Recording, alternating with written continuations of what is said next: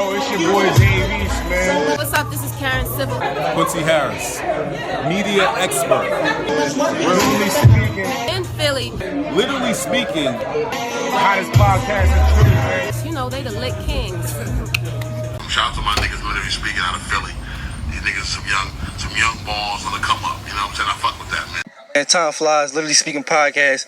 I'm here with my man right now, Charlemagne the God. What's going on? Yo, in the middle of book trapping. You know how it go. Swallow 267. I'm standing right here with Literally Speaking, man. The Lit Kings, these young cats, everywhere I go, they there, man. They doing their thing. I'm Wallow 267 once again, Lit Kings, and it's just like that. Listen, man, it's the one only Mr. Thanksgiving DJ Drama, and you're rocking with Literally Speaking Podcast. Holla at me. What up? It's your boy Lenny S from Rock Nation. Want to give a shout out to Literally Speaking Podcast. Hey, yo, this your boy NRE, and right now we literally speaking, you motherfuckers. And we with the Lit Kings, goddammit. We doing what the fuck we gotta do. Walk it back. We got it lit. Welcome to Literally Speaking, another episode of Literally Speaking Podcast. I'm not naming this episode yet because I don't know when y'all gonna hear it or when it's gonna be out yet, so we're not really sure yet. But as you can see, we here. I go by the name of Time Flies. You got Boosie 215, 152, whatever one you want to call me, East Baltimore. What up? Gonna Fly, Mr. Two Wise, Mr. Whatchamacallit, Macaulay Culkin, you already know. Yeah. More on I already said your name and shit, but on our show, you see how we got our own introductions in case somebody else, fuck this shit up or whatever. So we let niggas introduce themselves on here. But right, because I fucked up a lot of niggas introductions. Yeah, I'm about to say Boosie took our introduction privileges away. He introduced our man Gillie as the new Bill Cosby, and it kind of took our privileges away, so we allow people to do their own like little rollouts and everything like that. Right. You know what I mean? I feel like, yeah. We can't lose our messing with calling people Bill Cosby and stuff, man. We gotta secure the bag over here. I get it. Trust me, I understand. Yeah. But no, man, it's been a long for a minute, man. So I just want to say, man, we appreciate you taking the time out to man. I know you probably know we probably been trying to get you on here for a minute now. I know, and honestly, man, I don't want it to come across like I was ducking you and avoiding you, man. I just, first and foremost, I really don't even do this shit like that.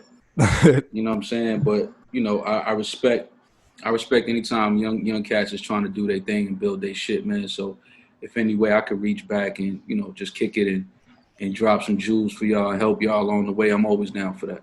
Right. Yeah, and that's another thing, more I totally appreciate every time I DM'd you, bro. Like, you definitely responded back, even if it was something, like lighthearted or whatever. You definitely responded back. So yeah, I appreciate that every time, bro. Real shit, man. Because niggas definitely been trying to court this interview for a while, so I definitely appreciate it, bro. We ain't gonna call it an interview. I'm kicking it with y'all, man. All right. Right. I appreciate it. Right. You know what I mean? Sound good. But I want to know first and foremost, man, like he was asking before we started the record process, though, man. How is your mental and everything going right now with the quarantine, the whole process? I'm good, man. Like not a lot changed for me. Like I'm always, I'm kind of like partied out, I guess. You know what I'm saying? Mm-hmm. Like I don't really need the mixy, loud shit and the crowd, and I mean I like to do a lot of low key shit anyway. So as far as me being isolated or not able to, be around a bunch of people and all that, that's always been me anyway. So I'm cool with that.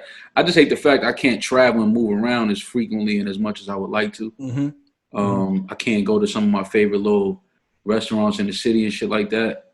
Uh-huh. So, that's to me, that's where I feel it the most. I mean, besides that, I'm all right, man. Family is good. You know what I'm saying? I lost my aunt a couple of weeks ago, not to COVID. She was sick, for a while. Sorry to hear that. That kind of, that kind of threw me off a little bit as far as my energy. But, we pushing, man. We're going to be all right. We're going to get through this. We black men, we've been going through a pandemic since we've been born, man. Well, and I'm well, just to touch on your family, definitely I can't hear nothing you saying, bro. I don't know what just happened. Hello? You. Can y'all hear me? Yeah, I can hear you. Yeah, I can hear you. Can you hear me? I can't hear y'all. Hold on. I don't know what the fuck. Yo. We hear you, bro. We can hear you. I can't hear nothing y'all saying. Let me see. What the fuck? I definitely didn't press nothing. Hold on, let me see something. You.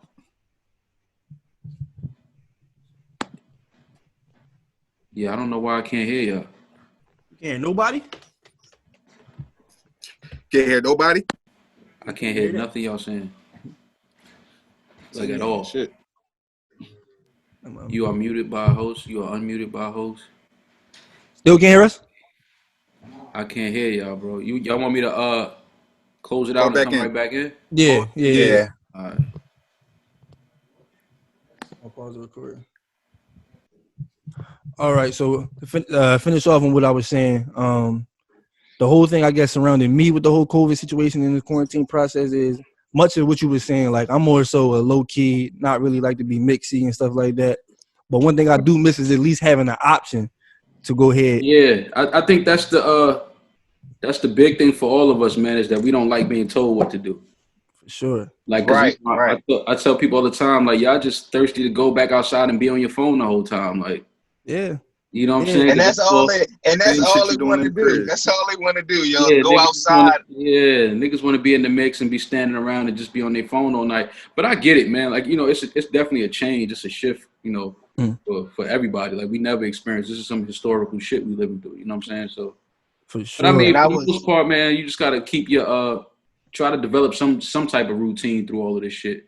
Whether it's working out, whether it's getting outside and just, you know, moving around in the neighborhood, moving around the city as much as you can, or you know, doing shit over in the crib. You might want to start painting a room that you wanted to been painting or some shit. Or hell yeah. My routine has consisted of me being on the Xbox for far longer than I would have thought I would ever be on the game, bro. I can tell you now, this is like. Did you develop a Twitch account? There you go, dog. Like, come on, man. That's there you next. go.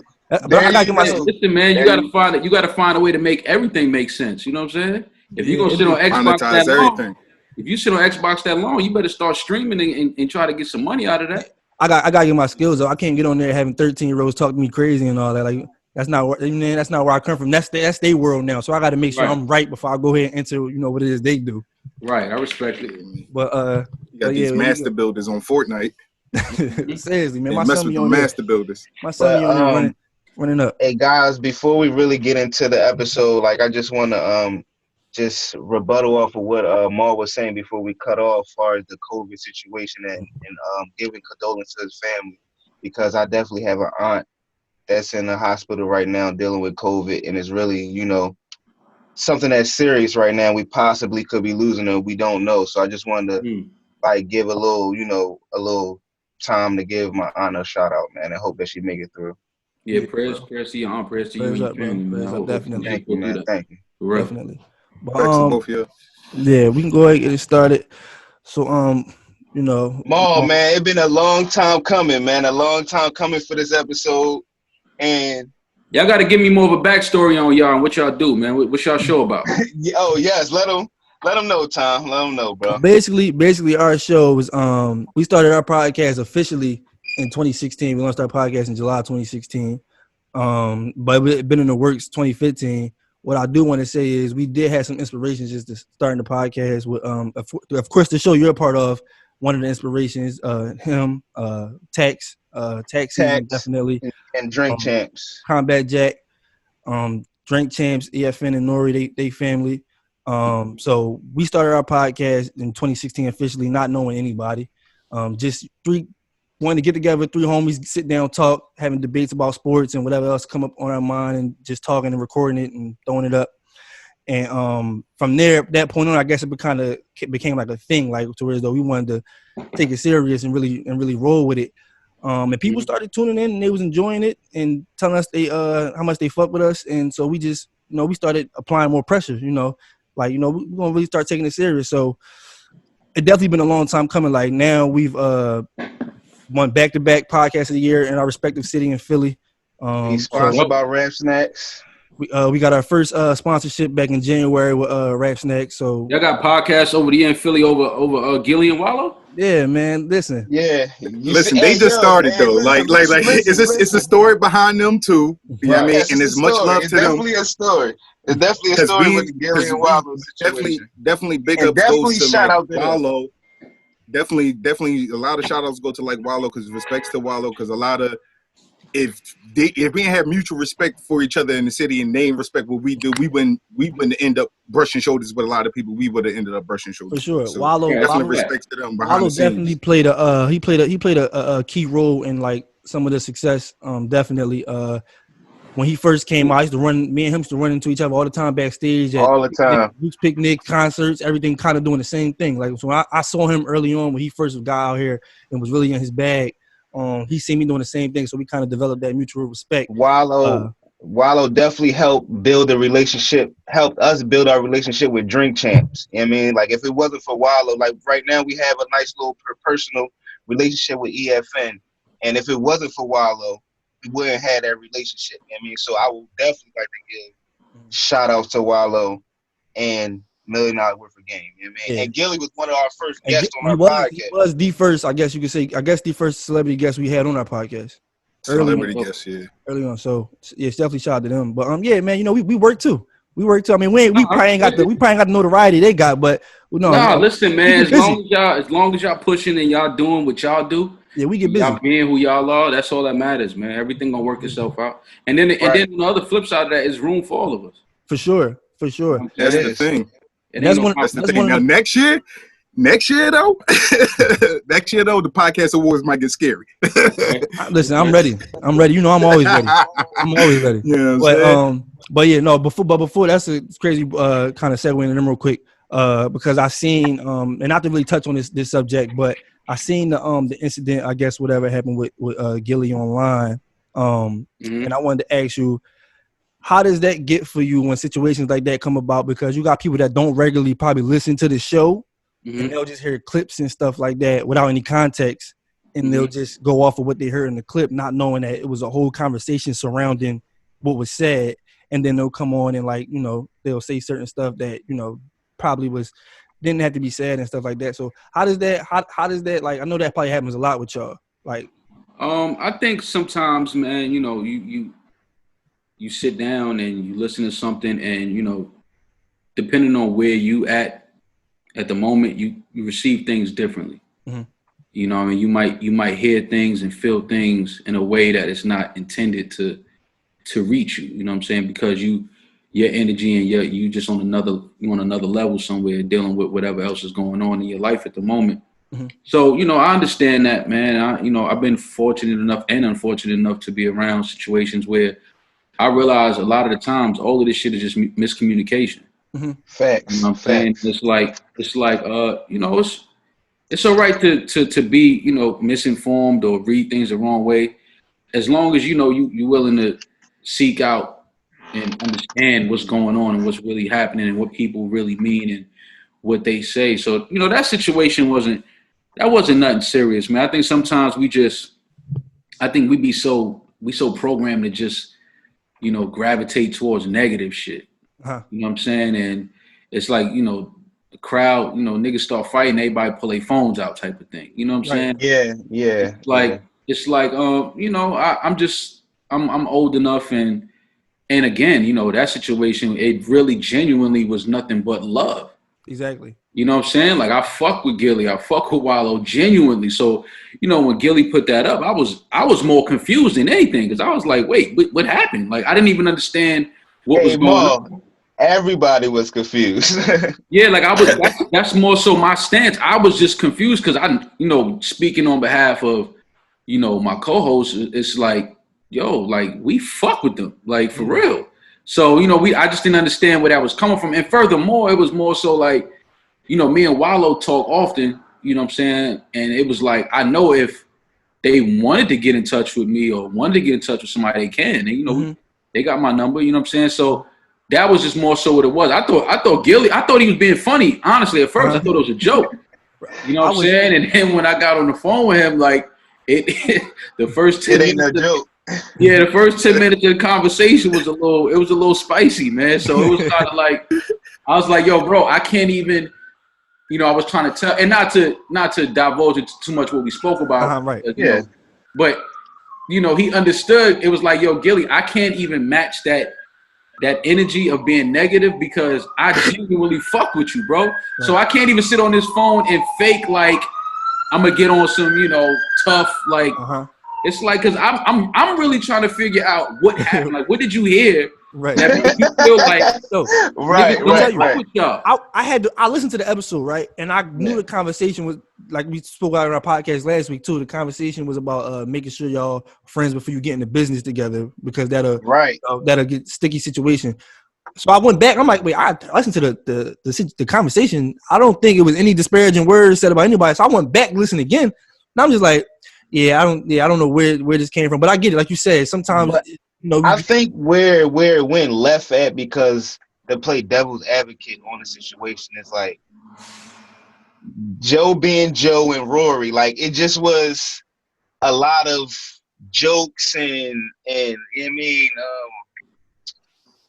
I don't know, like, but I can understand where he possibly could have took it the wrong way. Oh no, I don't get it twisted. In the conversation, I told him, I understand where you're coming from. Like, I get why you would have taken that some type of way, but the important part is, we were able to talk and chop it up, and as men, especially as black men, I think it's important, like, for us to always put out that we not beefing. Like, the same niggas be quick to put out we beefing, like, let's be just as quick or not quicker to say, nigga, we not beefing. Like, I'm not beefing with nobody that look like me, nobody that come from where I come from.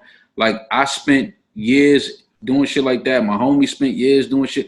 And it's like, when you really look at it, man, at the end of the day, it's like, that shit ain't about nothing, man. Like, you know what I'm saying? There's so many people that's getting to this, success and getting to money and living in a way of, they take care of their family and all of that. It's like, and they not beefing. So it's like, man, we ain't got no, I'm not with the beefing, man. Like, it ain't, it's nothing soft about me. Like, that don't bother me. A nigga can call me soft. It's like, all right, fam. Like, but it's like, I'm just grown, man. Like, and I understand what's going on out here, and I understand the importance of, sticking together through shit, especially what we trying to do on the podcast platform. I'm not gonna lie. On a personal level, not to stay on this topic because we're gonna switch gears, but on a personal level, that's kind of where I kind of felt like I kind of took offense to it, because I felt like knowing what y'all represent to the podcast community and how much y'all big them up on y'all platform. It was like I said, I speak to Wallow all the time too. Me and Wallow talk often about just other stuff too, podcast stuff, everything. Because before they got onto the podcast, I was trying to tell him that's what he needed to do to kind of get out there. And so I kind of took offense. I'm like, well, damn, like I feel as though like you said, we need to stick together more. Like, especially here, like in this lane, it's like, yo, it's something big. Like, y'all doing something great over there. Like. Right. And they're doing something good over here. Like, it can all work. Let's divulge the situation. Let's just diffuse the situation and make sure that this doesn't get any bigger. No, people was hitting me, telling me like, yo, well, listen to this and that. I'm like, man, I'm not paying that no energy, no attention. Yeah. Like, no, it wasn't. It was like I said, it was just a small minor hiccup, man. And them niggas know I fuck with them, man. Like, right. So it's never, like I said, I think it's more important that we highlight that we not beefing. You know what I'm saying? Like, I'm not beefing with. You know what I'm saying? Like, nobody, unless it's, some situations in life you just can't avoid. But I'm not, something like that, just over good communication and all that. Like, I'm not, I pick up the phone quick, man. Like, before that energy even turns into something else, let me get on the phone. I want y'all to hear me, and, we could talk directly, and ain't got to be no confusion. And yo, listen, I fuck with y'all, man. And again, I apologize for anything that we may have said that, they felt like, would be offensive. I have no problem doing that. I apologize, but I let them know where we was coming from, more importantly. And we left off that conversation on a very positive, very high note. They support us. We could tell. Yeah, we support them. They support us. And, that's all it's about, man. I'm not with this. That beefing shit is corny, man. Right. Like, you know what I'm saying? That shit ain't about nothing, man. I'm not beefing with niggas, man. That shit is old. As somebody whose partner is a well-known former rapper, and as Gillie transcended into the media platform as also still having ties to the music, do you feel like that probably now Joe is more seasoned, but like, do you feel like that's also sometimes playing a role when they kind of have to adjust their personality traits to being media personnel instead of the musical entertainer?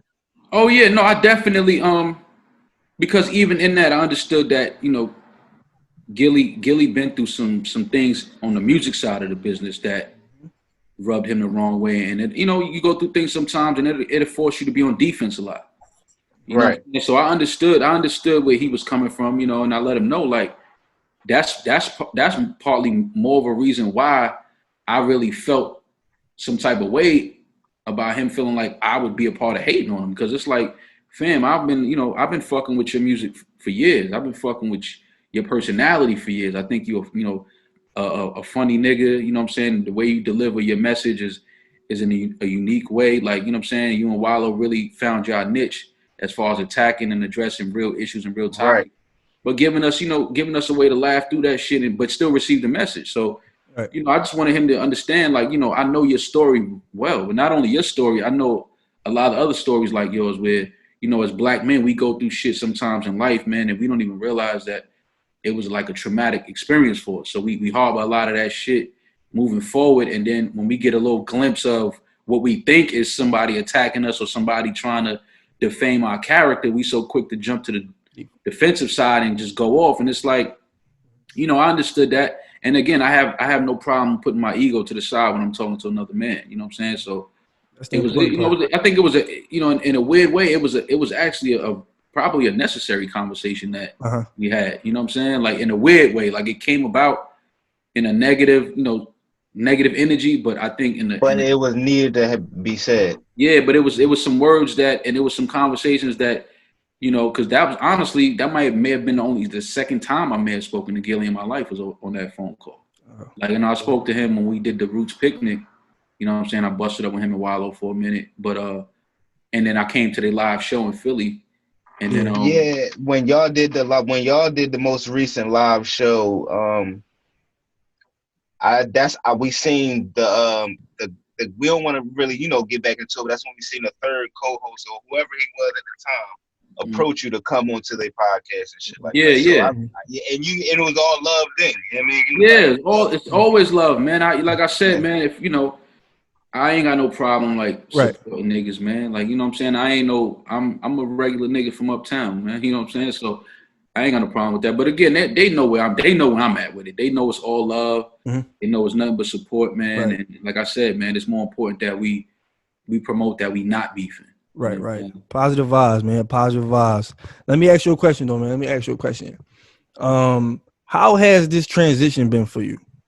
Because, like you said, you kind of explained like your personality and how you are with stuff. Transitioning over to now kind of being like a prominent voice, like people look at you as like a prominent voice in like podcasting community or broadcasting. How has this transition been for you now, like kind of representing a certain kind of people? Right. Hold on, Mo. Before you answer that, right, with that, like coming on from episode, like your very first episode, like how has it been? You know what I'm saying? From episode, I think 77 was your first episode, bro. Like, this shit was crazy. Like, from now, you know what I mean? From you growing, from then you just being a guest to being, like Tom said, one of the co-hosts of one of the biggest podcasts out right. I mean, for me, it's really the biggest adjustment for me was, you know, sometimes I get closed off because, you know, I recognize that my way of thinking is different. And sometimes I say shit and people could take, you know, because now you're not only responsible for what you say, you're also responsible for how people react or how they feel about what you say. So you got to be extra careful about what you put out there. So for me, the biggest adjustment was trying to filter a lot of the shit that I say, but still remaining myself and still, you know, remaining who I am. Because, you know, the thing about it is this is not no scripted shit. Like, I'm being who I've always been. So it's easy for me to be me. It's the only person I've ever been. You know what I'm saying? So the biggest adjustment is filtering what I say, because I understand that it's a large platform we've built, and certain things may rub people the wrong way. And, you know, you never want to offend anybody. You know what I'm saying? That's never my goal, is to offend. I'm just always talking from my perspective and my point of view on whatever, you know, we're talking about. But, you know, the biggest adjustment is that, man, is just that realizing, like, you know, your words reach so many people and somebody might feel some type of way. And, you know, that's a hard position to operate from sometimes when you used to saying whatever the fuck you want to say. Right. You know what I'm saying? So it's like, for me, that was the biggest adjustment. And aside from that, there's really no adjustment, man. Like I said, this started out as therapy for us. Like we were just coming together, just kicking it and just pressing record. You know what I'm saying? And the fact that people gravitated towards it and they love it and they look forward to it now was just like, you know, it's just really, at times I just sit back and really think about a lot of shit. And I'm just like, I can't believe that this turned out and is turning into what it is. Like, because this honestly was just a release for us. Right. You know, it was our platform to get our shit off and talk about the things we want to talk about, address the things we want to talk about from our perspective, and always from an honest perspective. You know what I'm saying? I know a lot of times I say certain things, people are like, nah, you got to be lying. And I'm like, I understand that my kind is rare. Like, let me be clear about that. I understand. Hey, Maul, man, real niggas is rare, man. No, I get it. So, you know, I think people be thinking that, you know, I just be out just saying shit in front, and it's like, bro, that's anybody that knows me and has, you know, has been in my corner for years, and they'll tell you, like, bro, he's being honest. This is him, man. Like, and it's like, right. You know, and I understand the world is different now. You know, cats younger than me, their experiences are a little different because, you know, I tell these young cats now, I'm like, you know, y'all got to literally have the world in y'all palm, man. Like, literally. Like, y'all could kick it with people in France, Australia. Like, you know, when I was 19, 20, like, you had to hope somebody had dial-up at the crib or something. Like, you know what I'm saying? Like, you go to the crib and mom don't get on the phone on the other line while you on there. Yeah, like, so it was a different thing. So, you know, I just operate from different fundamentals. That's all, man. Like, you know, I understand. Like, I never throw shots at the young generation because I understand. It's like, I know what the pressures that y'all have. Like, y'all open y'all phone and it's like, y'all could just talk, be whoever y'all want on the phone. You know what I'm saying? It's like me, you know, I remember what it was to go outside and not have a cell phone. Mm-hmm. You know what I'm saying? Like, and try to operate through a day. Man, like, bro. Like, when's the last time your phone died and you felt naked outside? Bro, I'd be tripping, so my phone don't even, I'd be like, oh no, I need to charge it right, put my shit on there. I don't know what I would do with my phone. It's like, y'all don't even linked up right now to the charger. Yeah, like, see, so that's what I'm saying. It's like, I remember when I had to make a call before I left the crib. Like, yo, I'm going to be on the next train. Meet me on the last cart. You know what I'm saying? I'm going to pop out like, yo. And if I'm not on that train, I'm on the next one. Wait for the next one. And that's how you had to link with your homies. Like, you know, so it's like you really had to use your mouthpiece. You really had to have some charisma. You really had, especially when talking to women, like you couldn't hide behind an Instagram account in front.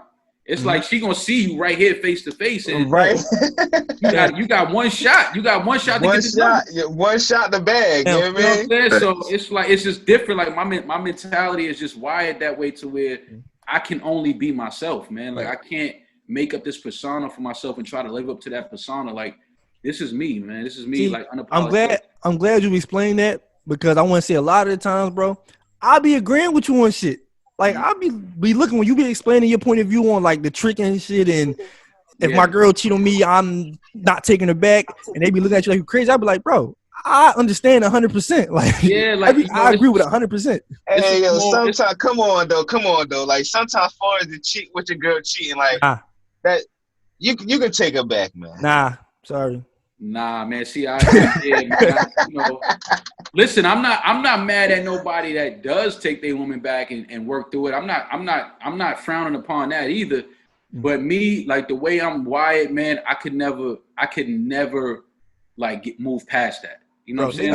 Like that, bro. Yeah, that'll forever be like I'll be looking at you in the crib and I'll just be like you really suck this nigga dick though. Facts, bro. In the back of my mind, in the back of my mind. No, I feel you, man. Love playing that game. But y'all expect us to take you. I don't expect you to do anything. But if that's what you want to do, you gotta have faith. Yeah, I gotta have faith. Yeah. Ma, with you being a person that you are, and you know. Did you feel weird though filling Marissa's shoes was big? Like I mean, when you came on, did you feel like you were stepping on her shoes or whatever the situation may be? Oh nah. I mean, from the gate, I always let it be known that I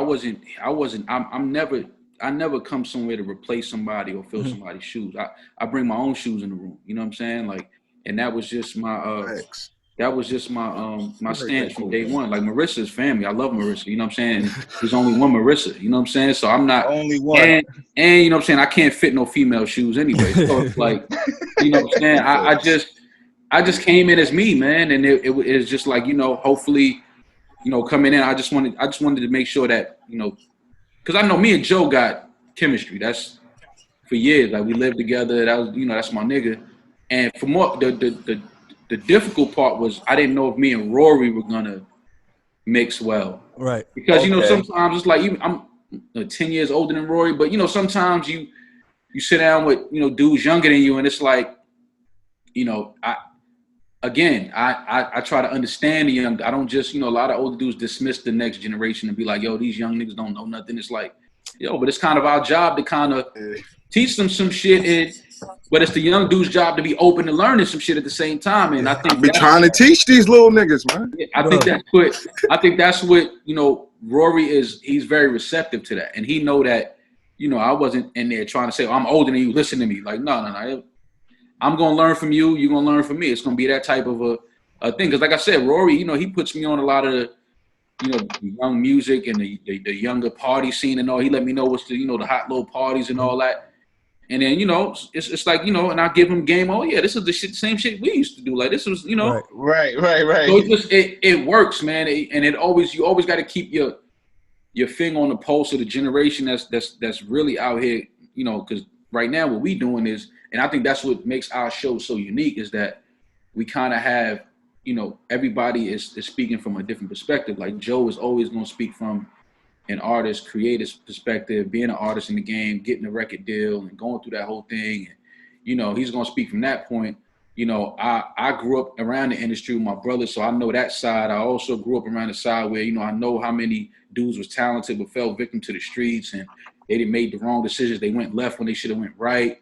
And you know what I'm saying? Rory is speaking from, you know, the young generation that come from the interning and working at the labels to, you know, building a party scene with him and his crew. And you know what I mean? And then Parks is the engineer who probably hears all the stories in the world from every artist. Right.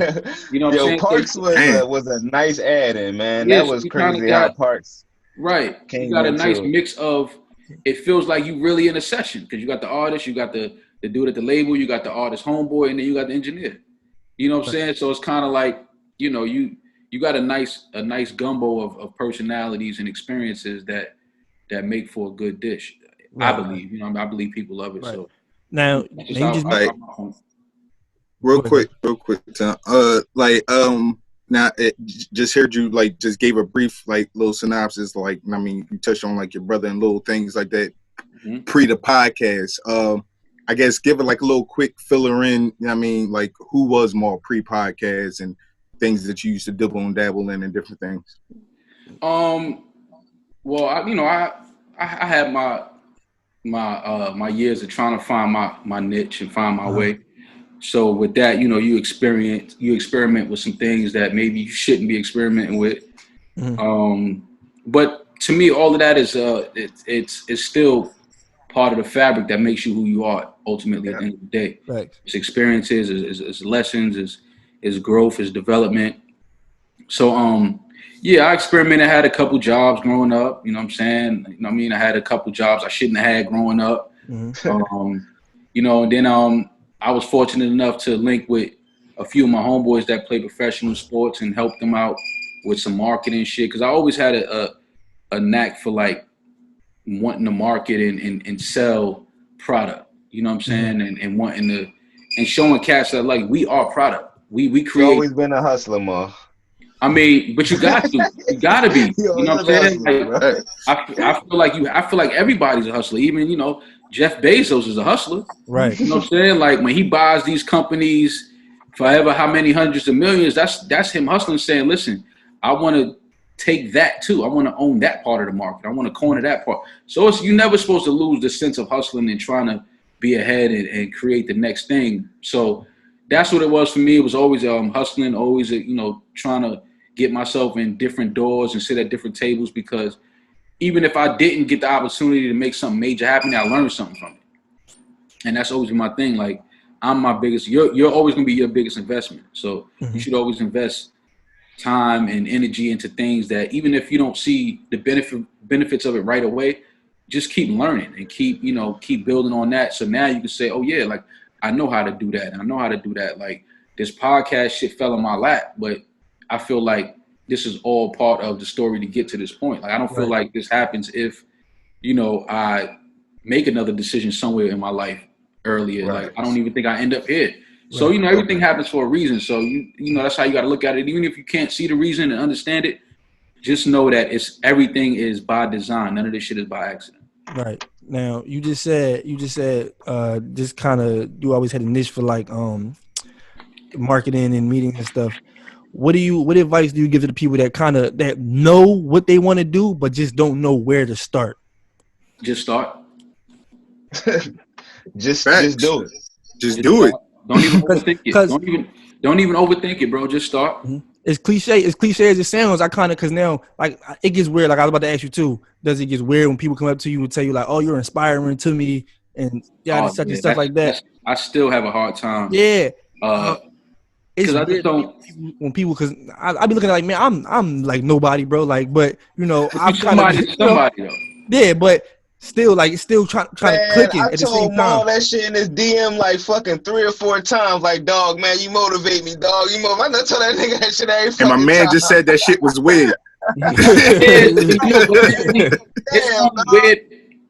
It's only weird for me because, again, man, I'm only being who I've always been. Right. So to start hearing Stop being weird, Boosie. Now that's like if you wake up and do the dishes and your girl just be like, oh my God, thank you. You do this every day. You're like, yo, why you keep thanking? This is what I do. Like, I clean up every day. Like, why you keep thanking me for this? Like, so when people say you're an inspiration, it's like, me? Like, this is who I've been my entire life. Like, I don't understand what you mean by that. But it's, again, it's a positive feeling though. It takes some time to get used to because, again, as black men, we ain't used to nobody calling us inspiration, man. We, you know what I'm saying? It's like we just not used to that type of admiration and especially coming from other men. We're not used to that. Right. So, I had to learn how to accept that and embrace that, man. And it's something that, again, I shied away from for a while, but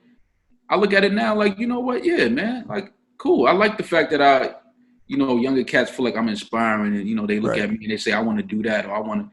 You know what I'm saying? Like, I'll take that. I'm doing all right. If that's what I'm doing now, I'm doing all right. Facts. See, I asked you that because, like I said, as cliche as it sounds for someone to like, oh no, just start working. Like, as cliche as it sounds, because some people will be expecting you to go in depth and really give them some.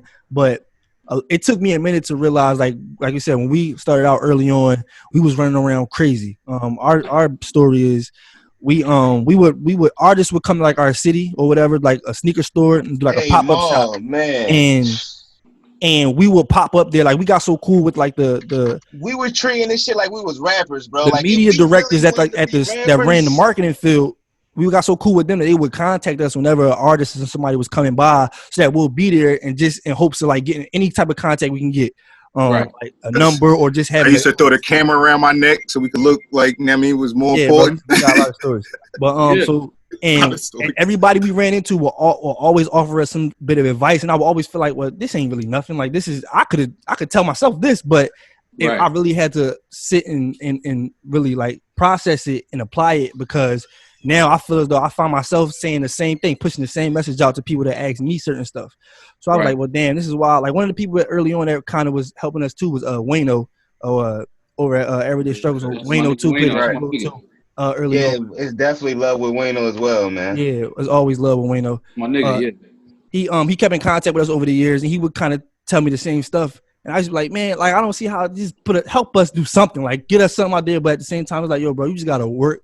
My whole thing is I want to work and just let it manifest for itself. Like, I don't want to have to reach out and have nobody help me and stuff like that. Right. Just put the work in. It'll just, it'll happen for you. So that's why I asked that, like, because it's cliche, but sometimes it's the right message. No, absolutely. I mean, and again, man, cats out there just trying to, sometimes we overthink shit. And, if you're trying to wait for everything to line up perfectly before you move on an idea or do something, you're going to be waiting forever, man. Like, nothing is going to be, it's never going to be the perfect time. And that's something that I had to, I tell myself that even to this day, like, it's a lot of ideas, a lot of things I've been wanting to do. And I'm always watching and observing and seeing what people are doing. And I'm like, I got ideas for things that I want to move forward and do. And a lot of times my thing was, nah, it ain't the right time. This ain't the right time. Like, it ain't not right now. And then you look up and you're like, shit, a whole nother year done passed. Mm-hmm. So it's like, again, just start. I don't care if you got your iPhone and you just sitting in at your dinner table or whatever, and you just want to record something. Just start, man, because before you know it, you'll look up 2, 3, 4, 6 months down the road, and now you got some real equipment. Now you got, a nice little following. Now you got people that's, following your stuff and looking forward to it. And then a year's time, you look up and now you in full motion. And it's like, all I had to do was start. Exactly. Yeah. You know what I mean? That's all you got to do is start. Just get the ball moving, man. And then keep picking up momentum as you go. Keep learning, keep growing, keep developing. One thing that I hate doing is I hate looking at the shows. Like, I never look back on any of the shows that we record, and I never listen to anything that we put out. Like, once I record it, I never hear it again. You know what I'm saying? Like, people send me clips that they like, that they think is funny, and I'll repost them and all of that. But, just recently I started, listening more and looking at the videos more, just trying to see what I could work on. You know what I'm saying? And trying to hear things that I could change and fix. And, just as far as just for personal development, you know what I'm saying? It's always good to look at game tape, you know what I'm saying? And say, okay, right. Instead of going this way, I got to go this way next time. You know what I'm saying? Right there, where I over dribble too much. I got to just take the shot. You know what I'm saying? So it's the same thing, man. It's the same thing with podcasting and entertaining. You just got to look at your performance and just keep building and working on yourself, man. And not only just for the show, but just in life in general. You should always look at yourself and figure out, what can I change? What can I do to grow and build my brand? Right. Well, Maul, to harp back on what Tom was saying with our beginning stages, man, like, it been a while, dog. And we've been trying to, how can I say, man, get one of y'all on so we can tell our infamous story. What's the story? So what year was it, Tom? What year was this? It had to be like, was this year one? Year two? No, this is probably like 2017, 2018. Like 2017. No, it was 2017, I think. It had to be 17. And 17. And y'all pool party was happening. Pool party. And Joe Budden said, "What? How did it go, Tom?" I forgot, man. On Twitter, I say a lot of stuff, man. I'm blocked by a lot of people on there. It is what it is. I say whatever I want. Joe mentioned something about the pool party. I responded to it, I think, and said, "Yo, I'm pulling up. Like, we pulling up to the pool party. We pulling up to the pool party, right?" And he was like, I forgot. He said some type of response that was like, "Oh, cool." I took this as like, "All right, cool, pull up." So I'm like, "All right, bet." Man, listen. Ma, hold on. But Ma, before, you don't understand, because didn't nobody know where Joe Budden lived at. Right. Didn't nobody know where Joe Budden lived at. So me and Tom was searching through every picture Joe Budden was taking when he moved, because he moved to his new spot at the time. Mm-hmm. So it was like every area he was taking pictures in. It wasn't that. It wasn't as hard as you making it seem. It was like, damn, this nigga got a big ass mansion with a pool. Boom, found it. Let's pull up. Mm-hmm. That's what it was. And this is before the time, because me, another person that on the pod that I felt, Savon. Me and Savon talk often too, all the time and shit. Mm-hmm. I'm like, damn. I don't think Savon was with y'all back then either. But yeah, so we did that. We got the address and we came. We went all the way. I think where was it? Montclair or some shit. Jersey? Yeah, it was Montclair. 2 hours away, bro. We went out there. We do a podcast on the road, going out there in the car. We like, yeah, we going to Joe Budden Podcast, pool party, do an episode, everything. Pull up to the crib. We get out. We got our shorts on, everything. We got the glasses. We got him. The towels. He got his shorts on. He was ready. Hey, Ma, we ready, bro. We ready.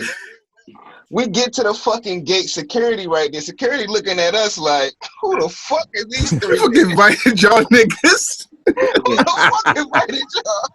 Yeah. So I'm looking at Tom. I'm like, yo, bro, tell this nigga Joe invited us. Right. So Tom, like, so all of a sudden this nigga phone start ringing out of nowhere. I'm an important person. My phone was like 16 different phone calls right on the jaw. I'm like, oh. So we see Joe Budden on the balcony. He on the balcony, like roof, balcony, whatever. He going on a nuts. roof, balcony, like going nuts on the roof. So we telling security who we like, yo, man, we the Lit Kings, man. Literally Speaking podcast, yo, we on that list.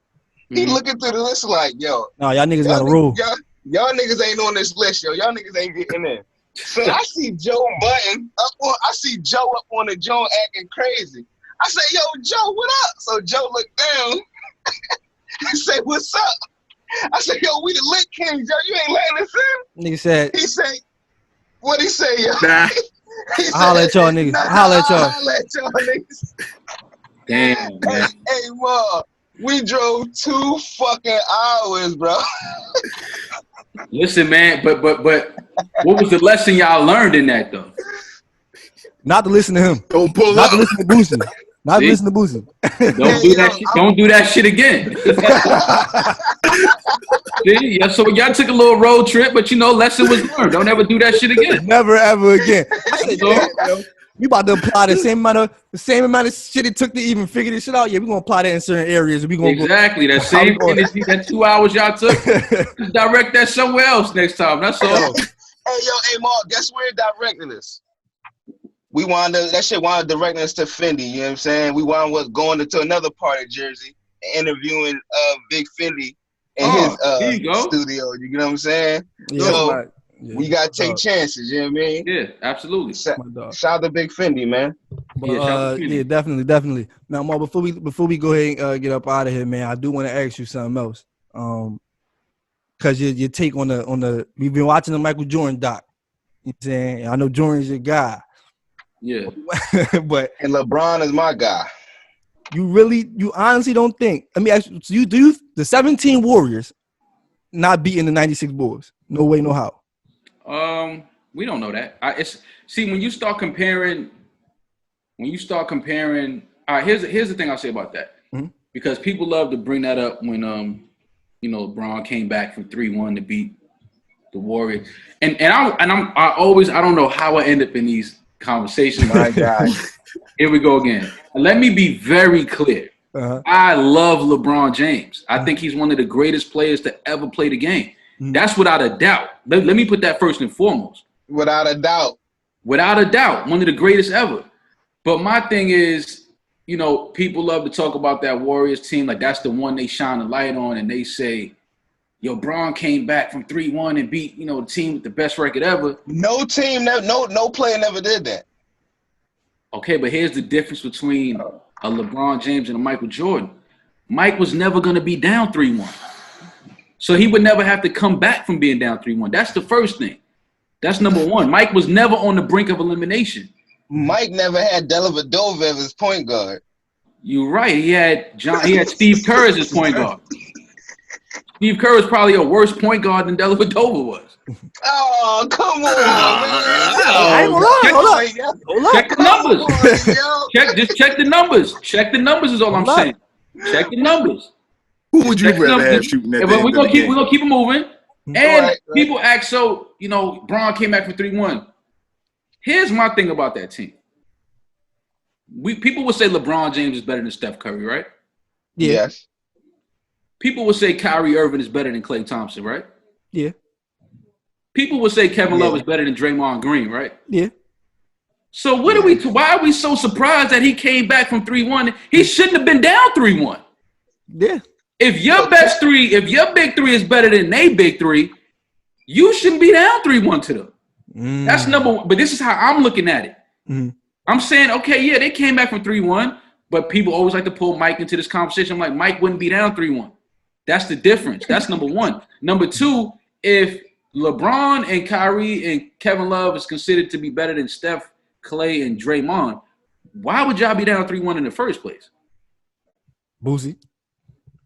So with all of this being said, you got to keep things in context. And then people don't never want to talk about how Dirk Nowitzki and Jason Terry beat that super team in Miami. Oh yeah. They never want to talk about that. Hey, I'll never forgive LeBron. Tom, don't do that. Listen. We just putting facts on the table. That's all facts I on want the to table right now. Putting facts on the table. Michael Jordan has never been outscored in the finals by a bench player. It's never happened. Listen. It has never happened. Wade is my favorite Jason player all Terry's a time. bench player? Jason Terry came off the bench in that series. Yes. Bro, how you don't know this? Look, he came off the bench in that series. I'll never forgive LeBron for that series because Wade would have 4 rings by now. But that's it. That's all I'm going to take. And not only that, we could rewind the tape a little bit further. LeBron with another super team, he lost to a 38-year-old Tim Duncan and a 22-year-old Kawhi Leonard. Yeah. Hey, yo, and where was Wade and them niggas at? No. Bron was carrying all them niggas. I shoot him some bell. Come on, Wade definitely was like, you know, This is what I'm saying. Do you think Michael Jordan would have ever lost to a 38-year-old legend and a fucking 22-year-old young Patty Mills? Hey, yo. Is Manu Ginobili a legend? Is he a Hall of Famer? Absolutely. Tony Parker, Hall of Famer. Absolutely. Tim Duncan, Hall of Famer. Yeah. Absolutely. Kawhi Leonard, at the time he was a defensive star at the time, he right? definitely was a defensive monster. He won finals MVP that year. Yeah. But he was still a young boy, so you can't name him. Yeah, he was still a young boy. Mm-hmm. Look. And Wade didn't pull up his part. And when was Chris Bosh at? All I'm saying is this. This is all I'm saying. Michael Jordan never had the talent that one Miami Heat team had. And then hold on. And then people love to, because I'm gonna tell you where you're going. People love to pull up Dennis Rodman, right? That's where you're going. Right. Yes. Let me ask you something. How many All-Star games do you think Dennis Rodman played in? Like not many. He wasn't really like a scorer like that. Many? He wasn't a scorer like that. He ain't playing 9? 9? Yeah. He played in 2 All-Star games, bro. Oh shit. Yeah, probably 2. So this is what I'm saying. Like people I love Dennis Rodman, but people got to stop acting like Dennis Rodman was the Chris Bosh. Yeah, he wasn't. He was a great rebounder. He was aggressive. He was a great defender, but he wasn't what Anthony Davis is. He wasn't what Kevin Love, and he wasn't what Chris Bosh and D Wade. It wasn't that. Kevin Love was a disappointment. Huh? Mike has only played with Kevin Love was a disappointment in Cleveland. Okay, but listen to this. He never showed up in the playoffs. Okay, but let me ask you this. He was always injured. Can we be fair about this? LeBron James has played with more franchise players than Michael Jordan. Yes. Okay. Yes. So Mike played with one teammate that would have been a franchise player somewhere else, and that was Scottie Pippen. Only one. Dennis Rodman was never a franchise player. Ron Harper could have been never a franchise player. Mike never. Ron Harper injury stopped him. You talking about what stopped him? I'm saying when he got to Mike, would he have been a franchise player? All right. No, like this is all I'm saying. So it's like when I say Mike did more with less, it's just the facts. You don't even know what college Bill Winnington went to. You don't know what college Will Purdue went to. You don't know what college Luke Longley went to. So this is Mike built dynasties with probably the worst big men on any dynasty ever. Ever. You look at the Spurs dynasty, Hall of Fame big men. You look at the Lakers dynasties, Hall of Fame big men. So what is we admitting? What is we admitting at this point? That Michael Jordan's better than LeBron? We admitting that it's not even close. Because it's like, here's another thing. That's not a knock on LeBron. It's not a knock. That's not a knock on LeBron. Like, it's hard to be Mike. Like, that ain't easy. But the thing that I feel more disrespected about is how easily people put LeBron ahead of Kobe. Like we don't even say that. We don't even have that. We don't even have that discussion anymore. It's like, what did LeBron do that Kobe didn't? Huh? It looks better. It looks better. like no. That's just like y'all had a conversation on y'all podcast one time. I think was it your podcast or whatever. And y'all was talking about like Tory Lanez, and y'all was talking about how people don't like the part 2 of something. Right. You know what I'm saying? And that's kind of like Kobe. So I think it gets his accolades gets overshadowed by he was just a carbon copy of Michael Jordan. So it was like, you know what I mean, nobody really loves number 2 like as much as they like number 1.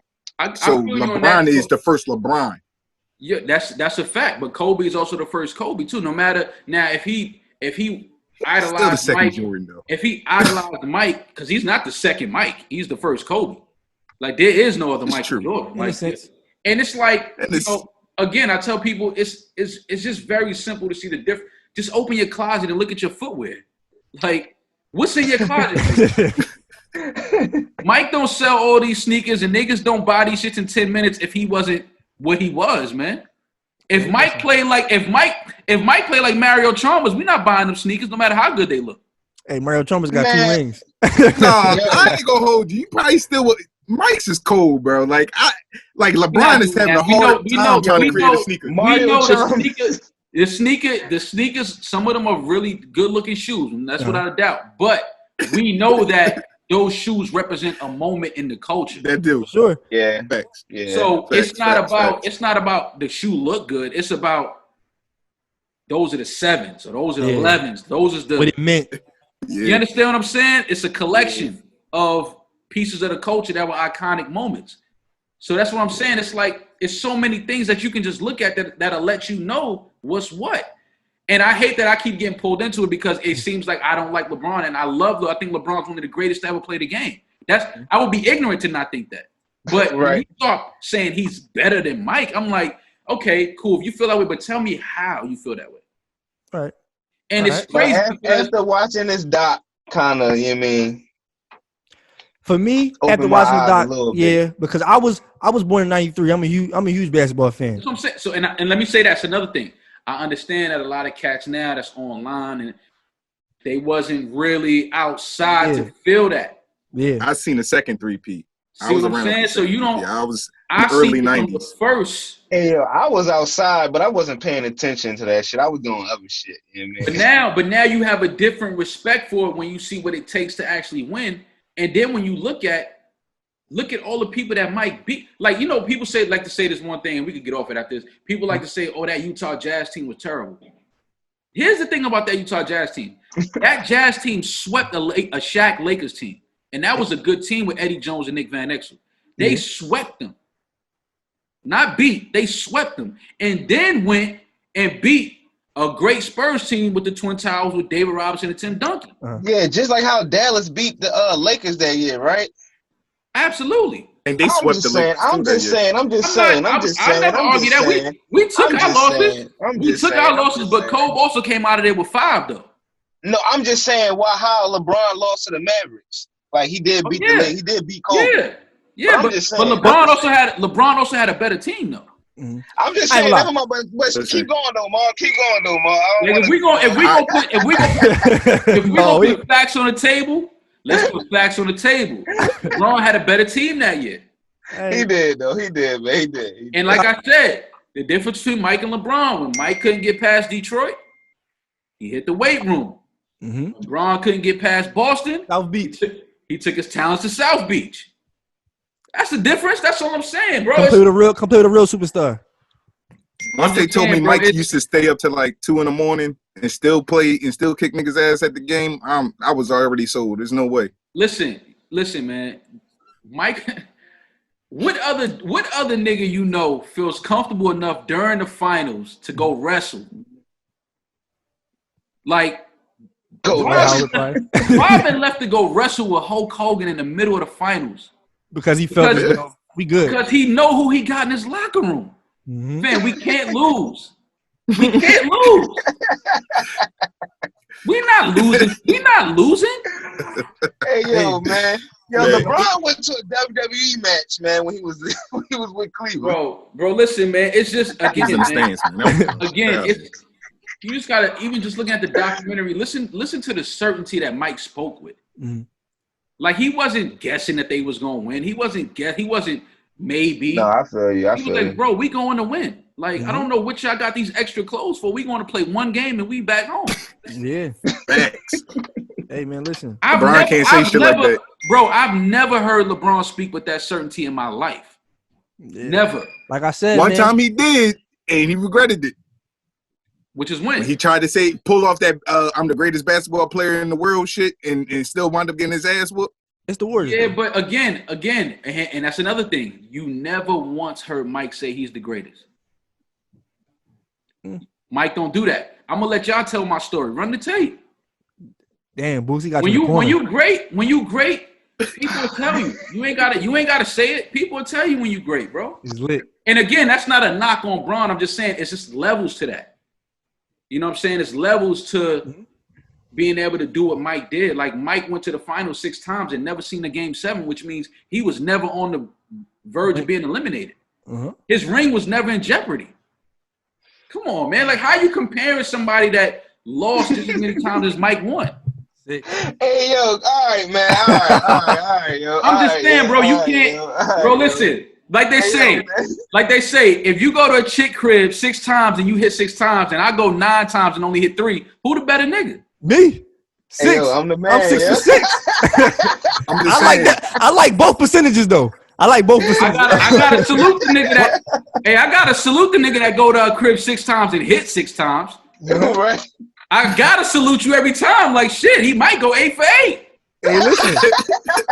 But nigga, we gotta factor in why he didn't hit the other 6 times, but he hit 3 times. That don't even matter. Probably was in the broom. That don't even matter why. We just know that she ain't let him hit. It don't matter why he didn't hit.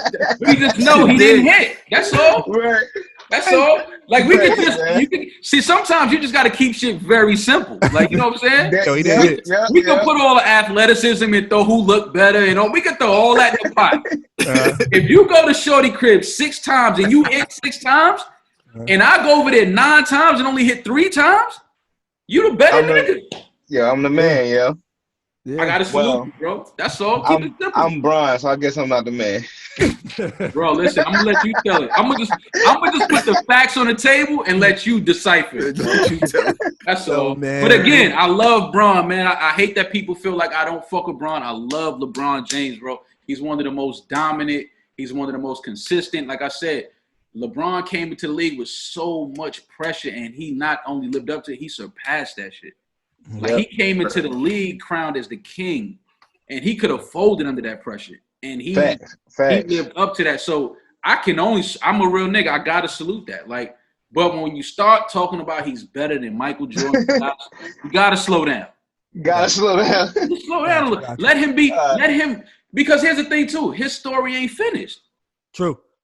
Right. So that's why it's even more unfair to make that comparison because he ain't even finished his story yet. That's my next question too. Before. Now, say the NBA resumes in June, like they talking about it.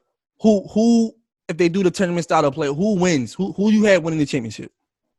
Come on, man. I'm a Lakers fan. I know you are, but be real. I don't know if the Lakers. I don't know if in a 7-game series. I don't know if they beat the Clippers, man. I for sure know they don't beat the Clippers. Yeah, I don't, because I'm a fan of I had the opportunity to watch a lot of even with the new acquisitions. Dion Waiters. I think Lou Will. Dion Waiters, yeah. That Clippers team is too deep, bro. It's too deep. Yeah, I think Lou Will off the bench is just too much, man. Like a person that could go get a bucket like that off the bench in the playoffs for you. Lou Will, Reggie Jackson, the twin. Yeah, no. Yeah, like it's too much over there, man. I don't. And then again, I just think I love LeBron, but I think Kawhi got his number, man. Oh, me too. He called him every day. I think Kawhi. Yeah, I think Kawhi because you know why? Please keep this energy, Tom. Please keep the same energy. I told y'all what it is. That nigga, Kawhi don't get caught up in all the other shit. Mm-hmm. Like he's like an old school. He just lace him up and he go hoop. Like he not with the popularity shit. You can't out muscle him. Mm-hmm. So that's LeBron's probably his greatest attribute aside from his IQ. His IQ is incredible, but one of his greatest attributes is his physical, his strength and his quickness. Like you can't impose that on Kawhi because he's just as strong. Right. You know what I mean? So I think that kind of cancels it out. And then when you start getting into, who do you trust, Danny Green or Paul George, or you know what I'm saying? Who do you trust? You know what I mean? Montrezl Harrell or the other center off the bench. It's like it's too many areas where I'm just like, yeah, I don't know, man. Like that Clippers, and we talking about a 7-game series. Now, if this is 1-game elimination, it's anybody's game at that point. But 7, I don't think the Lakers could beat the Clippers. I don't think any team can compete the Clippers in a 7-game series. Yeah, no, I don't think clear. LeBron James. I hear you, man. I mean, listen, I want to see it. Mm-hmm. Like I hope they meet up and we get to see that. Mm-hmm. And you know, again, it's still gonna be a little awkward, like with this format and with they gonna set it up for that. We've been on quarantine. They gotta get the ratings back. And when the Lakers win, right? And when the Lakers win, they gonna make sure they rig it for that. I'm gonna say, yo, you motivated. I'm gonna DM you and say, yo, you motivated me to say this shit. No, look, listen, man. I'm a Lakers fan, bro. But you asking me to be honest and tell you, I just don't. Being real. Being real. That Clippers team is a lot better than I think people think they are, bro. For sure. And they didn't even hit their stride yet. That's the crazy part. They just sitting on it. Yeah. They just sitting and waiting on it. Pause.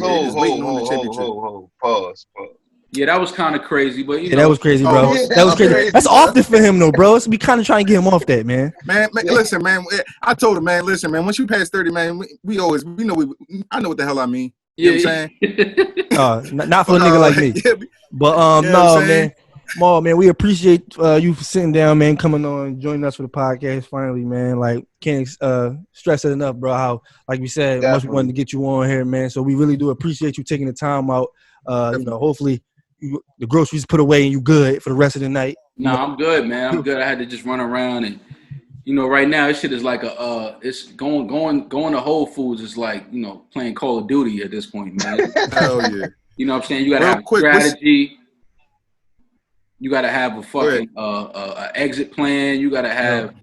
You know, it's just like, damn, man. I remember you could just pull up, hop out, get groceries, and get back in the car. Like, take everything for granted, yo. You realize you take everything for granted, yo. Real. Waiting in lines and it's crazy. It's getting a little better. Like, you know, the stores are not as crowded. It's not, the lines is not, you know, but it's still like, if I go to the store and see 6 people standing outside, and that's a big ass store, it's like, why am I standing out here, bro? Yeah. This is a big ass grocery. Like, I'm never going to see the store. Like, you know, so it's just that, like, I'm impatient when it comes to shit like that. Like, I was like, I'll come back tomorrow or whatever, but I couldn't keep doing that. I needed some groceries, man. Right. No, it's all good, bro. Before we let you slide, what's on your what's on Maul's playlist, man? When you hopping in the ride, what is Maul listening to right now? Who's some of the artists, some of the newer ones, some of the older ones, whatever? What's on Maul's playlist right now? I mean, as far as rap, man, I'm slowly. Any Philly artists? Huh? Any Philly artists? I fuck with Sean Smith. Mm-hmm. You know what I mean? That's my nigga. I fuck with him. Friend of the show. I fuck with Chill Moody. That's my nigga. We finally about to interview Sean Smith. Hopefully, I mean, finally. Yeah, I fuck with Chill Moody. Yeah, out of Philly right now, that's pretty much. I mean, I fuck with, you know, AR Ab. You know what I'm saying? I'm still listening to my nigga AR Ab. Yeah. AR Ab. I try to keep myself in tune with a lot of the shit that's going on the underground scene and on the come up out of like different cities. But it's just so hard now because it's like it's so much. Everybody's an artist. Yeah. Everybody got music. And it's like, you know, you get sent so much shit. It's hard kind of trying to sift through all that shit and find something you like. So you find yourself going back to your comfort zone and just listening to who you like already. You know what I'm saying? So it's kind of hard to find a lot of these new cats. But Philly's always been known for spitters. I mean, that's what Philly does, man. Philly gonna keep some niggas coming out of there that just know how to put words together and talk that shit. So, I mean, if there's any niggas out there that, you know, listen to y'all show and they think they hot, I mean, you know, send me some shit, man. I'm always willing to listen, but I got you know, right now I got Griselda and heavy rotation on my shit. As you should. Yeah, I got a lot of Griselda all got day. Got a playlist on Spotify too. It's definitely some I'll make sure I get it to you. So that way, if you want to check it out and stuff, I'll make sure I get it to you. Yeah. Send me some shit, man. Like, I'm always willing to sit in the crib, smoke, and listen to some new niggas, man. Like, I think it's important to kind of, you know, I just hate the fact that, you know, everybody, a lot of these niggas just sound the same now, and I just can't, I can't get with that. You know what I mean? It's like, I heard this already. You know what I'm saying? Yeah. Like with all the, you know, the how they say the New York drill shit now, it's like, you know, I hear a lot of cats. Everybody sound like Fabio. Yeah, and it's like, I get it, you know what I mean? It's like, cool, that's what's hot right now. But my thing is with music, man, especially now, there's no rules. You could do so many things. You could experiment with so many different sounds and different flows and different cadences and different metaphors. You don't even have to spit 16 bars no more. You could spit 9 if you want. And you know what I'm saying? It's just like it's so many. I just encourage dudes to just, now is the time to be different. Be who you are. There's no rules. There's no guideline. Just like with music, bro, you can do whatever you want. And then you have the access to tap in with so many other creative people from different places. Like, you can get in touch with a producer from Africa that might have the next hot wave of sound that's coming. Like, it's easy to tap in with these dudes now. So it's like, why y'all keep trying to sound like something that's already out? Like, that's the part I don't understand. Like, you know, but again, people, they see something work for somebody, so they're like, all right, I'm gonna do it like that. You know what I'm saying? And it's like, nah, but what worked for them might not work for you. So be who you are at the end of the day, stay true to yourself, and create from an honest space, man. That's my advice. Create from an honest space. Because at the end of the day, if it don't work, at least you know it was you. You know what I'm saying? You didn't fail trying to be somebody else. You failed trying to be who you are. So that's what it is. Well, yeah. Well, that's all I had for Marlon, man. Again, I appreciate y'all, man. Like I said, I ain't want to keep pushing you off. You know what I mean? I couldn't keep giving y'all the runaround talking about I'm busy, because ain't nobody busy now. You know what I'm saying? So, no, we good, bro. Yeah, you know what I'm saying? I had to be a man of my word and make it happen, man. And like I said, you know, I want to thank y'all for reaching out and doing what y'all do, man. And continue success, continue doing what y'all doing, continue being who y'all are.